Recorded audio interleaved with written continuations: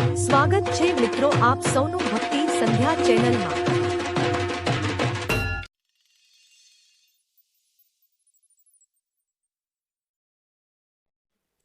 ઓમ નમઃ શિવાય। મિત્રો, શિવલિંગ પર ચઢાવેલું જળ પીવાથી એક એવી ઘટના બને છે કે જેના વિશે અંદાજ લગાવવો પણ લગભગ અશક્ય છે। ગુરુ પરંપરા દ્વારા પ્રાપ્ત થયેલું જે જ્ઞાન આજે અમે તમને જણાવવા માટે જઈ રહ્યા છીએ તે એક સાચી ઘટનામાં આધારિત છે। જો તમે જાણવા માગો છો કે શિવલિંગ પર ચઢાવેલું જળ પીવાથી શું થાય છે તો આ વિડીયોને અંત સુધી ચોક્કસ જુઓ। મિત્રો, તમે પણ ચોંકી જશો। ભયાનક ચમત્કાર જોઈને તમારી આંખો પણ પોળી રહી જશે। મિત્રો, શિવલિંગ પર કઈ રીતે જળ ચઢાવવું અને તે જળને કઈ રીતે પીવું જોઈએ તે વિશે અને તે જળ પીવાના લાભ, ઘરમાં છાંટવાના લાભ, ઘરમાં રાખવાના લાભ તથા તેના નિયમો અને સાવચેતીઓ વિશે આજે હું તમને વિગતવાર જણાવીશ। મિત્રો, આ માહિતી એટલી અદ્ભુત છે કે કદાચ જ કોઈએ તમને આ વિશે જણાવ્યું હશે। તો મિત્રો, વિદ્વેશ્વર સંહિતાના 12મા અધ્યાયના 18મા શ્લોકમાં કહેવામાં આવ્યું છે કે શિવલિંગ પર ચઢાવેલું જળ થોડી થોડી માત્રામાં 3 વાર પીવું જોઈએ। તેમાં સ્પષ્ટ લખ્યું છે શારીરિક, બૌદ્ધિક અને માનસિક ત્રણેય પ્રકારના રોગોમાંથી મુક્તિ મળે છે। મિત્રો, આજે હું તમને શિવલિંગ પર ચઢાવેલા જળ વિશે સંપૂર્ણ માહિતી આપીશું। તમે ઘણી વખત YouTube પર આચાર્ય પ્રદીપ મિશ્રાજી દ્વારા પણ સાંભળ્યું હશે કે 1 લોટો જળ દરેક સમસ્યાનો ઉકેલ છે, એટલે કે 1 લોટો જળ અને સંપૂર્ણ ફળ। એવી કોઈ જ સમસ્યા નથી કે જે શિવલિંગ પર ચઢાવેલું જળ દૂર ન કરી શકે। મિત્રો, એ જળ ભવિષ્યને પણ બદલી શકે છે। એ જળ કોઈના જીવનમાં આશ્ચર્યજનક પરિવર્તન પણ લાવી શકે છે અને વિનાશ પણ રોકી શકે છે। મિત્રો, વિજ્ઞાન પણ જળ તત્વને ઉત્તમ તત્વ માનતું આવે છે। તેથી ઘણા લોકો કહે છે કે જળ છે તો આવતીકાલ છે, જળ છે તો જીવન છે। એટલે જ ઘણા લોકોના મોએ પણ તમે સાંભળ્યું હશે, પાણી વહાવશો નહીં, પાણી બચાવો। તો મિત્રો, ભગવાન ભોળેનાથના આશીર્વાદ માટે આપણે શિવલિંગ પર જળ ચઢાવીએ છીએ, પણ તે જળનો પ્રસાદ સ્વરૂપે સેવન કરવાનું આપણે ભૂલી જઈએ છીએ। આપણે ભોળેનાથને ઘણી મનોકામનાઓ સાથે જળ ચઢાવીએ છીએ અને ભગવાનને વિનંતી કરીએ છીએ કે અમારી મનોકામનાઓ પૂર્ણ કરો। પણ માત્ર જળ ચઢાવવાથી જ સમસ્યા દૂર થતી નથી। જ્યારે શિવલિંગ પર ચઢાવેલું જળ ભગવાનનું પ્રસાદ રૂપ માનવામાં આવે છે ત્યારે આપણે એ પ્રસાદ સ્વીકારવાનો પણ અધિકાર રાખીએ છીએ। મિત્રો, આજની વિડીયો એવી છે કે જેમાં શિવલિંગ પર ચઢાવેલું જળ કઈ રીતે પીવું, કેટલું પીવું અને પીધા પછી શું ચમત્કાર થાય છે તે આપણે જાણીશું। આપણે એ જળ પીવાનું શરૂ કરીએ છીએ તેટલા દિવસથી જ જીવનમાં ચમત્કારિક પરિવર્તન થવા લાગે છે। મિત્રો, જણાવવામાં આવે તે પહેલાં નમ્ર વિનંતી છે કે વિડીયો લાઈક કરજો, શેર કરજો અને ચેનલને સબસ્ક્રાઈબ કરજો, કારણ કે લાઈક કરવા માટે પૈસા કે ધનની જરૂર નથી। માત્ર એકવાર આંગળીથી ટચ કરો અને હા, કોમેન્ટ બોક્સમાં હર હર મહાદેવ અને ઓમ નમઃ શિવાય લખવાનું ભૂલશો નહીં। એટલું લખવાથી પણ એવું માનવામાં આવે છે કે આપણે ભગવાન શિવને 1 લોટો જળ અર્પણ કર્યું છે। તો આવો મિત્રો, આપણે આગળ વધીએ। મિત્રો, સૌ પ્રથમ હું તમને જળ પીવાનો પ્રયોગ જણાવીશ। ત્યારબાદ તેને છાંટવાનું અને ઘરમાં રાખવાનું મહત્ત્વ અને રીત પણ જણાવીશ. આરોગ્ય એટલે કે બીમારી નહીં આવે. શિવલિંગ પર ચઢાવેલું જળ પીવાથી ખૂબ લાંબા સમય સુધી તાવ આવતો નથી. તાવ આવે તો પણ 5 થી 10 વર્ષ બાદ જ આવે છે. કેટલાક લોકો એવા હોય છે જેમને હવામાં ફરક પડતા જ તરત બીમારી ઘેરી લે છે. તેવા લોકો માટે શિવલિંગ પર ચઢાવેલું જળ અમૃત સમાન છે. જો તમે રોજ શિવલિંગ પર જળ ચઢાવી નથી શકતા તો કોઈ પણ સમયે ચઢાવેલું જળ એક બોટલમાં ભેગું કરી લો અને નિયમિત થોડી થોડી માત્રામાં પીતા રહો. એ પીવાથી તમને આરોગ્યની કૃપા મળશે.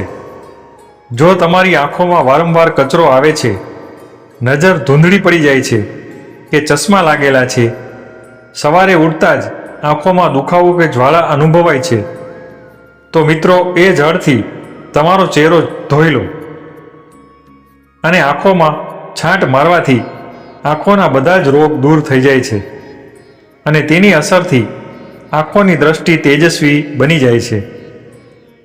શિવલિંગ પર ચઢાવેલું જળ પીવાથી ભાગ્ય શક્તિશાળી બને છે. જો તમારું દુર્ભાગ્ય તમારો પીછો નથી છોડતું તો એ જળ પીવાનું શરૂ કરો. તમારું દુર્ભાગ્ય દૂર થઈ જશે.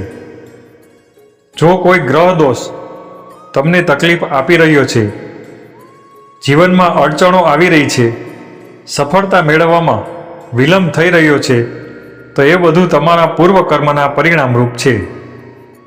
એવા ગ્રહ દોષોને દૂર કરવા માટે શિવલિંગ પર ચઢાવેલું જળ નિયમિત રીતે પીઓ. તમારું દુઃખદાયક ગ્રહ દોષ જળ મૂળથી જ નષ્ટ થઈ જશે. આ જળ પીવાથી શરીરમાં એક નવી શક્તિ આવે છે, નવો ઉત્સાહ જન્મે છે.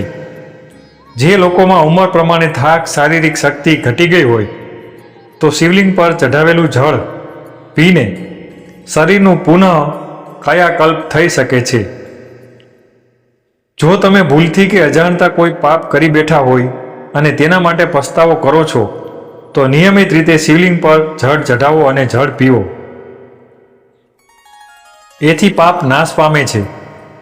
જો તમે કોઈ મંત્ર સિદ્ધ કરવા માગો છો, ભગવાન સાથે એક ધ્યાન થઈને મહાદેવમય થવું છે, તો શિવલિંગ પર ચઢાવેલું જળ પીવો અને રોજ એક માળા ઓમ નમઃ શિવાયનો જાપ કરો. તમે સમય પહેલાં આગળની ઘટનાની પૂર્વ આગાહી કરી શકો તેવા તેજસ્વી બની જશો. હવે મિત્રો આપણે જાણીએ કે આ જળ ઘરમાં છાંટવાથી શું ફાયદા થાય છે. શિવલિંગ પર ચઢાવેલું જળ ઘરમાં છાંટવાથી ગરીબી, દુઃખ, શોક, વાસ્તુદોષ વગેરેનો નાશ થાય છે. ઘરમાં જો નબળાઈ એટલે કે ગરીબાઈ, કલેશ, દર્દ, દુઃખ છે તો એ બધું દૂર થાય છે. જો તમે ઈચ્છો કે તમારા ઘરમાં સ્થાયી લક્ષ્મીનો વાસ રહે તો દરરોજ પૂજા પછી એ જળ ઘરમાં છાંટો અને ઘરમાં લોબાન અથવા ધૂપ દરેક ખૂણે ફેરવો. એથી ઘરમાં મા લક્ષ્મી અને મા અન્નપૂર્ણાના આશીર્વાદ સતત બન્યા રહે છે. ઘરમાં એ જળ છાંટવાથી ઘર તીર્થ જેવું પવિત્ર બની જાય છે. ઘરના સભ્યોના આચરણ અને વ્યવહારમાં પવિત્રતા અને પ્રેમ રહે છે. ઘરમાં સદભાગ્ય, શાંતિ અને એકતા વધે છે. કોઈ ઝઘડો કે મનમેળ ન થાય એવું ઘરના વાતાવરણમાં બને છે. મિત્રો, જો તમે થોડી પણ શ્રદ્ધા રાખો છો તો શિવલિંગ પર ચઢાવેલું જળ ઘરમાં છાંટતા રહો. તમારા ઘરમાં ભગવાન શિવ અને માતા લક્ષ્મીનો સનાતન વાસ રહેશે. શિવલિંગ પર ચઢાવેલા જળના લાભો.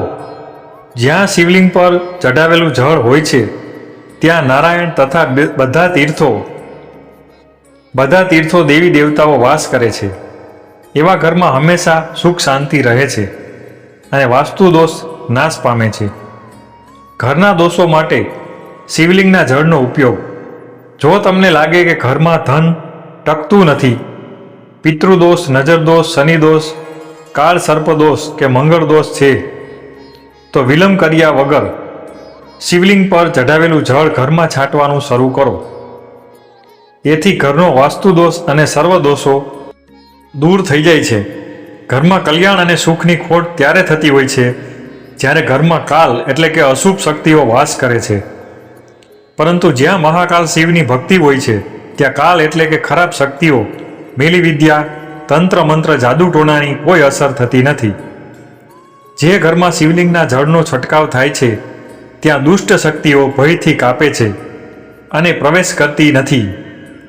શિવના ગણ પોતે જ ઘરની રક્ષા કરે છે.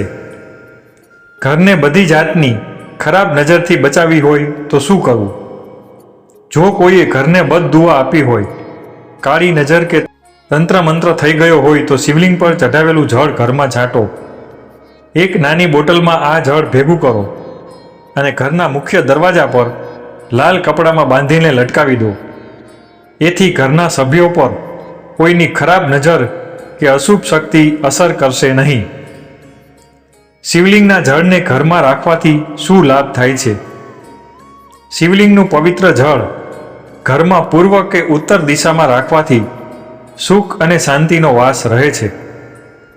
પૂજા રૂમમાં રાખો અથવા દરરોજ એની એક બૂંદ પીવાથી આધ્યાત્મિક પ્રગતિ થાય છે. જળને જમીનમાં દબાવવાના ખાસ નિયમ. શિવલિંગ પર ચઢાવેલું જળ ચાંદીના બેલપત્ર સાથે તાંબાના લોટામાં ભરીને સફેદ કપડાથી ઢાંકીને ધરતીમાં લગભગ 1 હાથ ઊંડાણે દબાવી દેવું. તેથી ઘરમાં કાળ મૃત્યુ નહીં થાય. રોગીઓ માટે શિવલિંગના જળથી સ્નાન કરાવવાથી રોગીઓને રોગથી રાહત મળે છે. સ્નાન કરાવવાના પાણીમાં આ જળની 2 બૂંદ ઉમેરો. ચામડીના રોગો કે કોઢ જેવા રોગ પણ ધીરે ધીરે દૂર થાય છે.